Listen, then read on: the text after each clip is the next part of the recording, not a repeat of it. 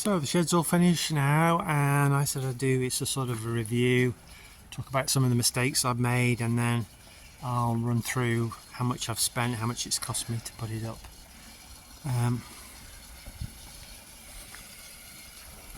So one of the first mistakes I've made is I didn't calculate the pitch right. I tried to keep the roof up as much as I can. It's about 11'6" at that end and falls down to about 9'6" at this end. So it's about 2 foot in 40 feet, so 1 foot in 20, which I worked out as 5%. Well, it is 5%, but it's not 5 degrees. It's only about 3 degrees. So the first two girders that I extended, these two over here, that one and that one,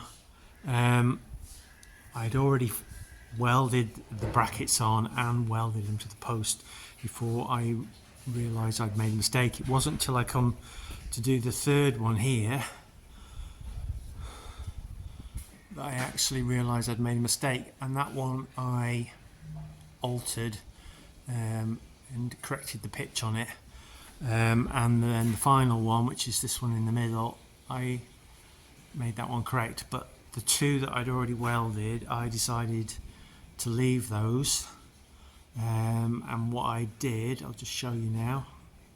So you can see here, this is where I've made a mistake. So what I did is, rather than, I did think about cutting the beam, but I thought that'll weaken it. So what I did is I cut a wedge, like a wedge of cheese, or a door stopper, and I hammered that in underneath to take up any slack. It's about 3 inches. This is a 4-inch piece. That's about 3 inches. It's a 3-inch angle. So that, I think, sort of got me out of that fix.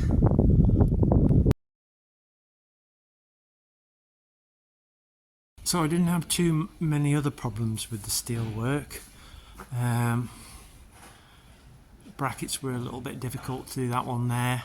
I had to put a steel between these two beams, these two girders, as a steel behind, and the bracket is resting on it.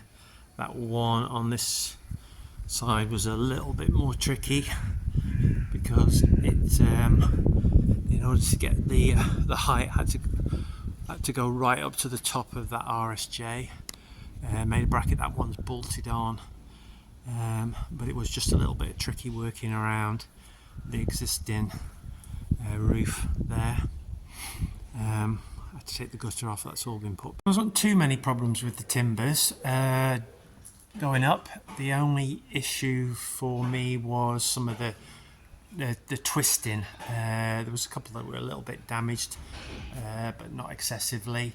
But yes, there was quite a few of them that were twisted, and there was some that were quite really badly twisted. And to be fair to the company, when I did speak to them about it, they did say when they got another batch in that I could change them. It just kind of delayed it, and when you want to get on and you want to get finished, that was a bit of a pain. And inadvertently I did cut one of the ones I'd put on one side to send back, so I ended up having to use it then. So there's one in the roof that's a little bit twisted. Did try and get some of the twist out of them by using the wrench when I fixed them, so it wasn't terrible. But yeah, other than that, the wood went up relatively easily. And then finally with the tin work, it wasn't too bad. I was lucky enough to have a day which wasn't too windy, and I managed to get them all on the roof at one go. Although I didn't get all the fixings in, I had to come back and do that. But yeah, it wasn't too bad. I mean, it was a little bit of an issue because we are roofing over an existing yard, so the RSJ's in the corner there, and the one on the shed I'm working to, and it meant it wasn't quite square, but a couple of inches out on 40 by 40 shed isn't too bad, so I can't really complain too much about that. I was able to get some wider capping, and it covered over the gap that was at one end. So yeah, that went okay. not too bad. I only cocked up once putting the screws in. I don't know whether if I zoom in you can see it. I don't know, I was way off with that one. It's not the end of the world with these though, because you just leave the screw in the hole and it blocks it off. So, and then there was a couple of places where I managed to kink the sheet. I think if I zoom in you can just about make it out where I've kinked it there. I did get the worst out. You can get it out with a hammer if you can get from underneath and a piece of wood, and you can tap it out. Only I know it's there, but it's a bit annoying when it happens. Shouldn't have used boards on the roof, it was too dangerous, but I think with a roof with such low pitch of this, there wasn't any danger of me sliding off. I did joke about it a couple of skis, but it was absolutely fine. I couldn't get them to slide at all. I had to kick them to move them up and down the roof. I wouldn't know how you would do it without some sort of crawling board, as it were, on the roof. You've got to have quite long legs if you can stretch between each of those joists without worrying about missing them. So yeah, the tin went on okay. So other than me putting a couple of kinks in it, it wasn't too bad.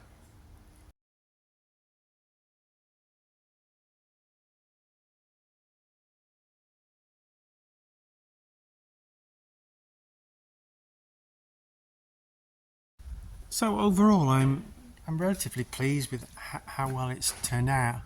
I thought it was going to be hard, and it was hard. I'm not saying I'd recommend that you undertake something of this size yourself, but it was achievable. It wasn't awful to do. I'm not saying that I'd like to start again.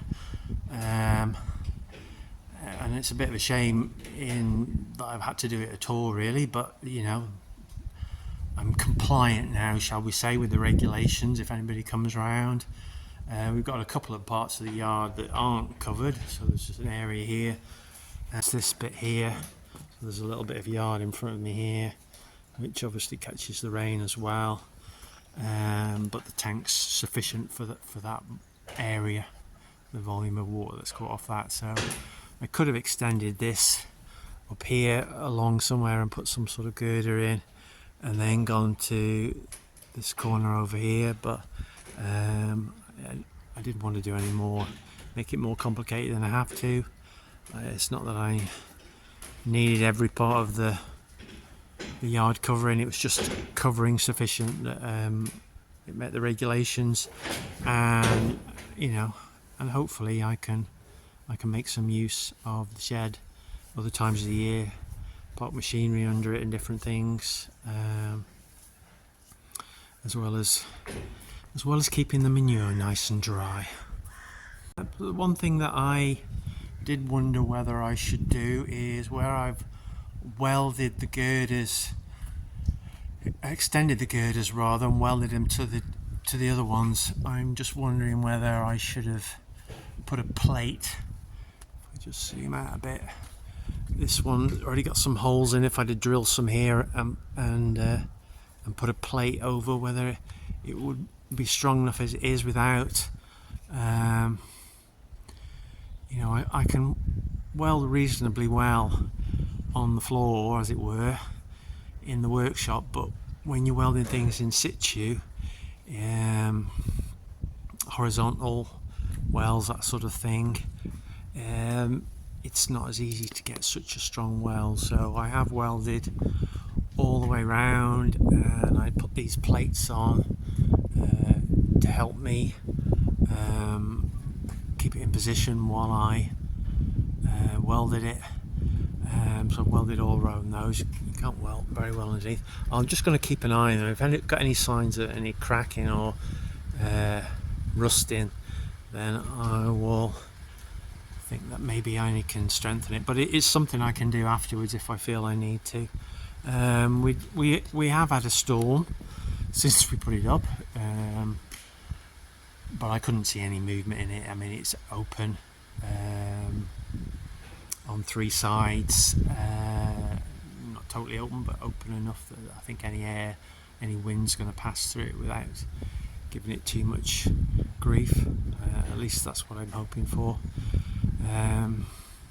If it does come down, well, it'll be on my head, won't it? Not literally, I hope, but anyway. One more thing that I thought I might do. So at the moment, this is where I'm scraping and pushing the muck, and then in the second half I'm just parking up the scraper track at the moment, which is quite handy to have it there ready to go.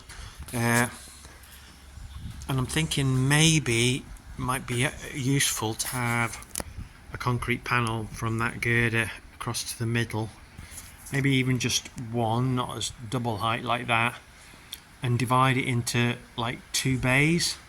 I've just left some box muck stuff here at the moment to stop the more sloppy muck moving out, but I just thought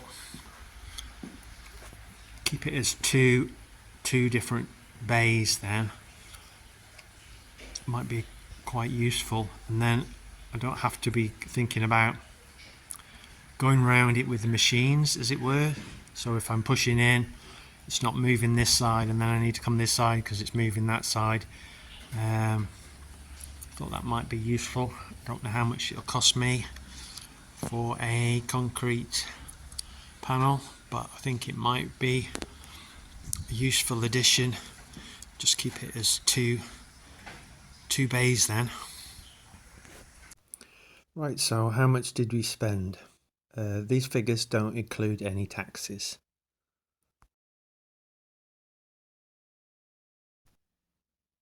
So this is extending 3 RSJs and 1 URSJ, some plates and angle to make up brackets, etc.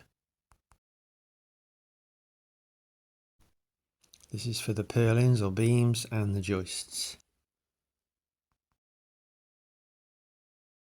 So fixings include joist hangers, screws, nails, bolts, washers, all those sort of things.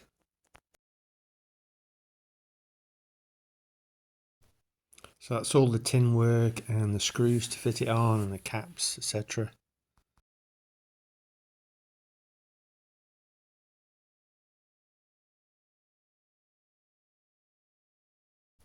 I didn't include things like welding rods, cutting discs, etc. But I haven't discounted for any fixings that I've got left over.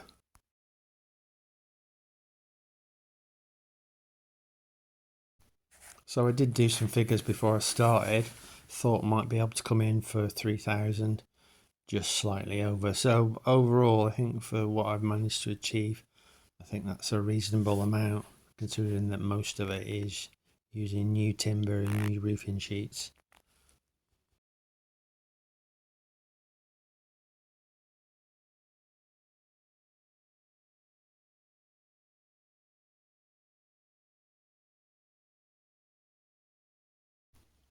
Well, a big thank you for everybody that's watched the videos, and I'll catch you again soon.